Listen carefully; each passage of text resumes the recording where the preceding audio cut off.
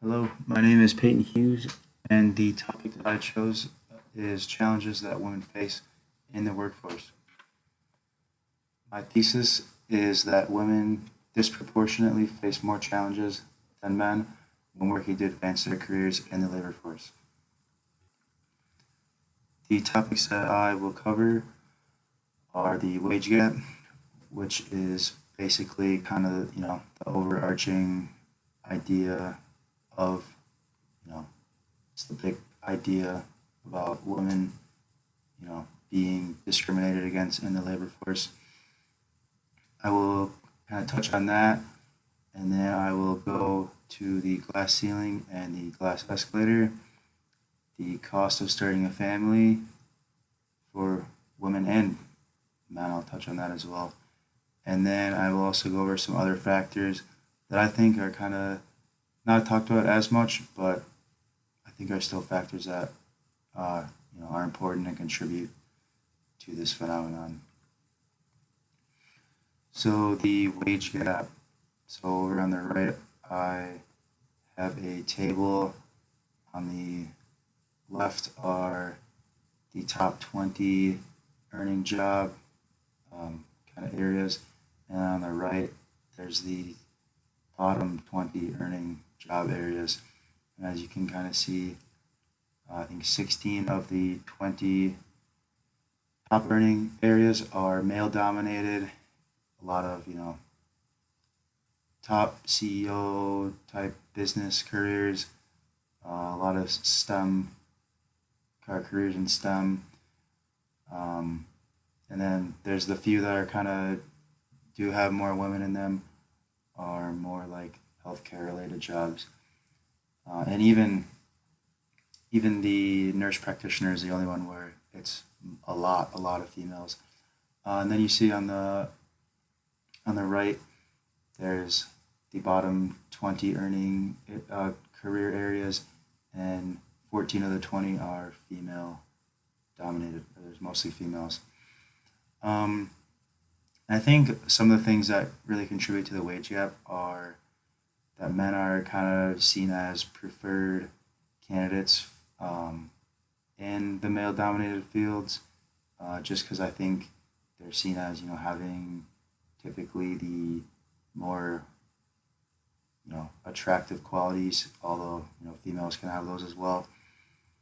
Um, Another thing is that women are more likely to work less time and or more likely to work part time and less likely to work overtime. That's something I kind of get more into with the starting a family. Um, That'll kind of make more sense then. And again, with the starting a family, the wage gap exists at all points during a woman's career, but it widens if and when they decide to start a family. Okay, so we will move on to what I kind of just touched on, and that is the effects that childbirth have on a woman's career.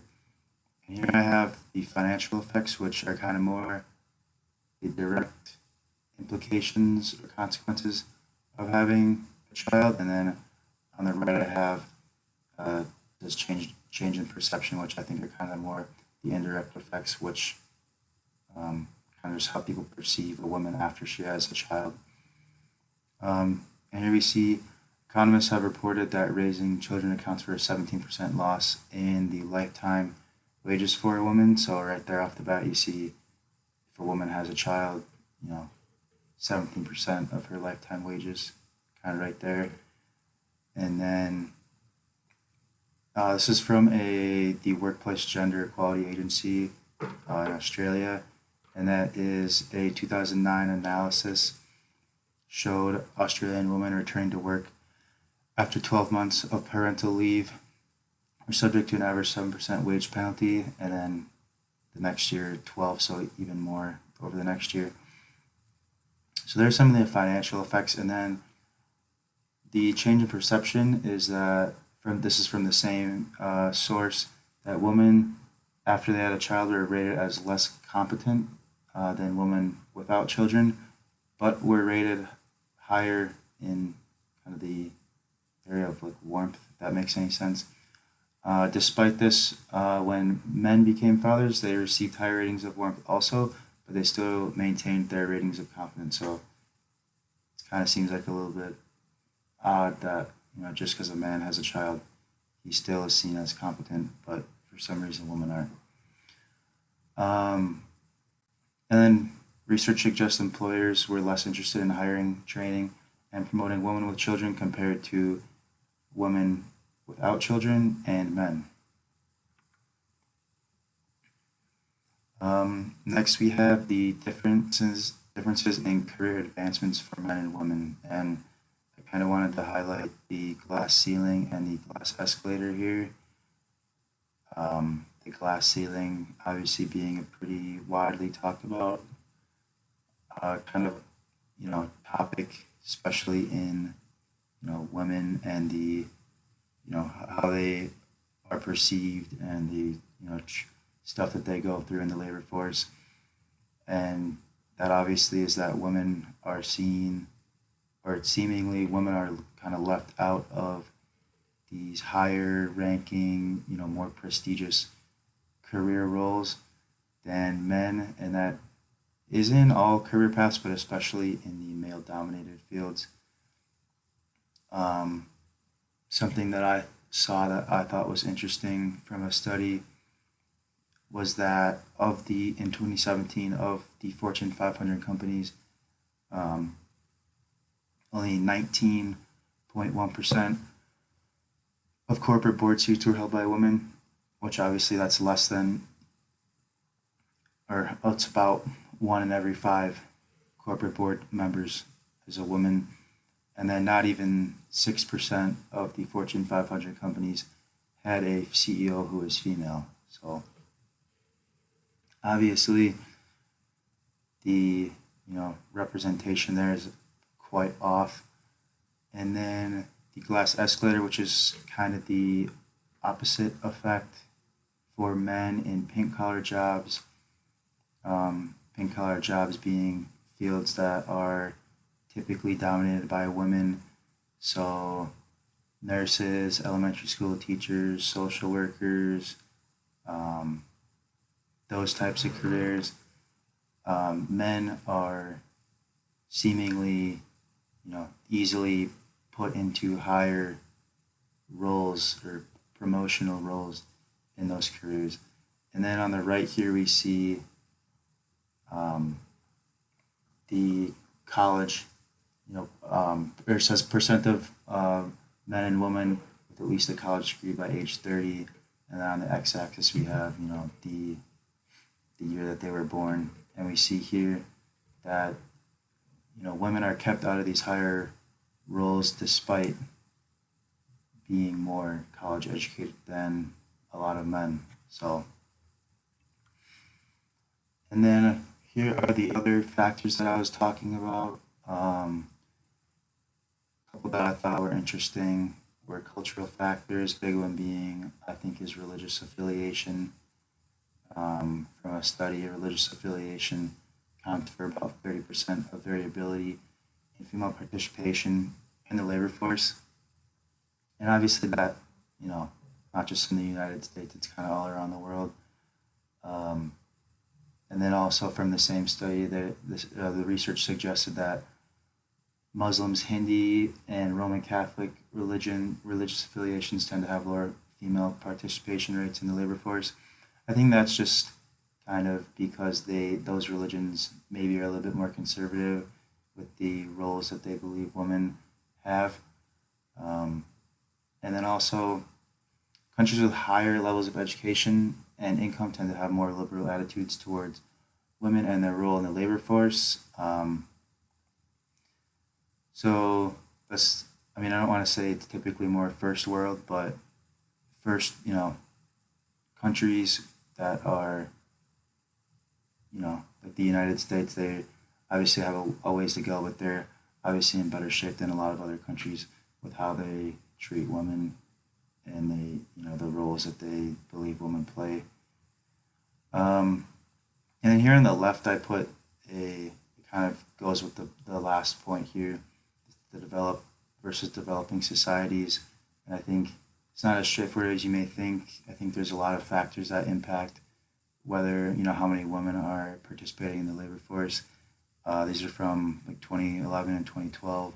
You see the male versus female participation rate in a lot of developing countries. You have Pakistan, whose female participation rate in the labor force is only about 25%. Then you have Vietnam, Nepal, and Cambodia, all up over 70%.